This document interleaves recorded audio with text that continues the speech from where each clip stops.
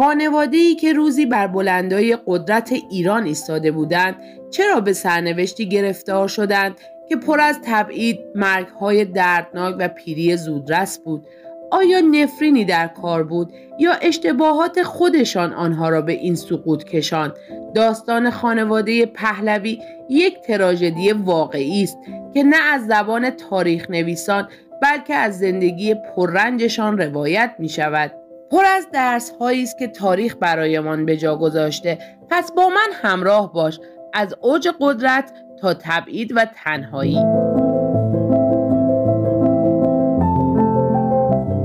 این داستان یک خانواده نیست، این داستان یک امپراتوری است. خانواده‌ای که روزگاری ایران را در دستان خود داشتند، اما سرنوشتی پیدا کردند که حتی تلخ‌ترین تراژدی ها هم به پای آن نمی‌رسد. خانواده پهلوی با رضا شاه آغاز شد، مردی که ایران را مدرن کرد، اما خودش به دست انگلیسی ها تبعید شد. محمد رضا شاه فرزند او راه سلطنت را ادامه داد، اما در برابر طوفان انقلاب شکست خورد. اما این پایان ماجرا نبود. ماجرا تازه بعد از سقوط سلطنت آغاز شد.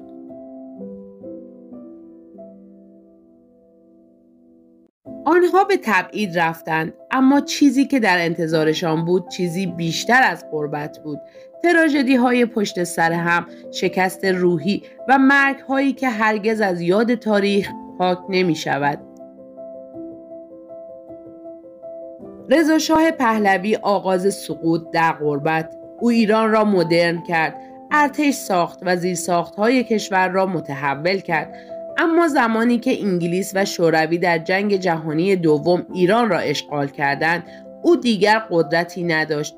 رضا شاه به جزیره موریس و سپس به آفریقای جنوبی تبعید شد و در نهایت در تنهایی و غربت درگذشت. این اولین تراژدی خانواده پهلوی بود. محمد رضا شاه پادشاهی که سقوط کرد. او پس از پدرش به قدرت رسید و سالها تلاش کرد تا جایگاه سلطنت را تثبیت کند، اما فشارهای داخلی و خارجی، فساد حکومتی و نارضایتی مردم باعث شد انقلاب 1357 نقطه پایان سلطنت پهلوی شود. شاه به همراه خانواده‌اش مجبور به ترک ایران شد، ابتدا به مصر، سپس مراکش و مکزیک و در نهایت به آمریکا رفت. او با سرطان دست و پنجه نرم می‌کرد و در حالی که هیچ کشوری او را نمی‌پذیرفت به مصر بازگشت و در آنجا درگذشت. فرح پهلوی بانویی در تبعید. فرح دیبا ملکه ایران که روزی نماد شکوه و قدرت بود، پس از مرگ شاه زندگیش به تنهایی و غم تبدیل شد. او فرزندانش را در غربت بزرگ کرد، اما شاهد فروپاشی خانواده اش شد. خودکشی علیرضا و لیلا پهلوی، فرزندانش، ضربه های سنگینی به او وارد کرد.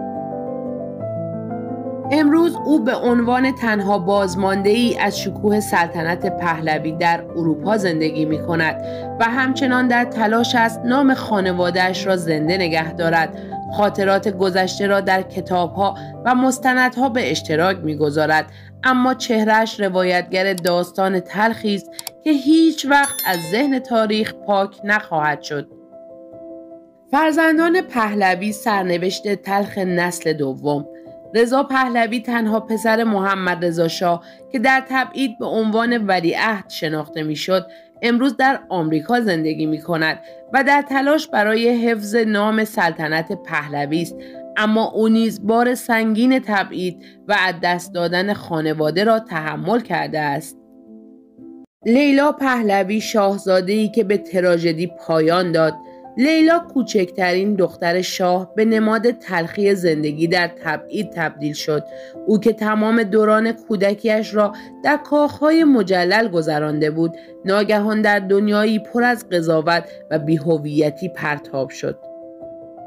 افسردگی شدید، فشار رسانه‌ها و احساس بیفایده بودن لیلا را در 31 سالگی به جایی رساند که در اتاق هتلی در لندن در سال 2001 زندگی خود را به پایان رساند.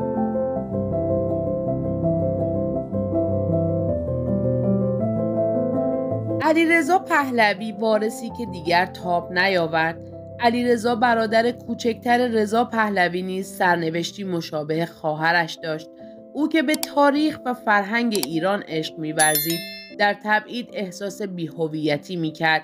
فشار از دست دادن پدر، تبعید و عدم پذیرش جامعه او را به افسردگی شدیدی دچار کرد. در نهایت در سال 2011 علیرضا در خانه‌اش در آمریکا به زندگی خود پایان داد. مرگ او ضربه سنگینی به فرح پهلوی وارد کرد که حالا دومین فرزندش را از دست داده بود. داستان خانواده پهلوی درس‌های بزرگی برای تاریخ دارد. آنها روزی نماد قدرت و مدرنیته ایران بودند، اما فشارهای تاریخی، اشتباهات سیاسی و شرایط اجتماعی این خانواده را به تراژدی تبدیل کرد. مرگ‌های زودهنگام، تبعید و تنهایی سرنوشت تلخی بود که این خاندان به آن دچار شد.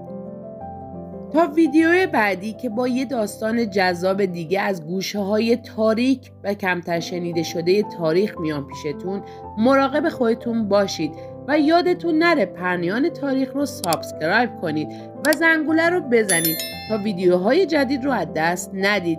من ریحان هستم، منتظر دیدار دوباره شما.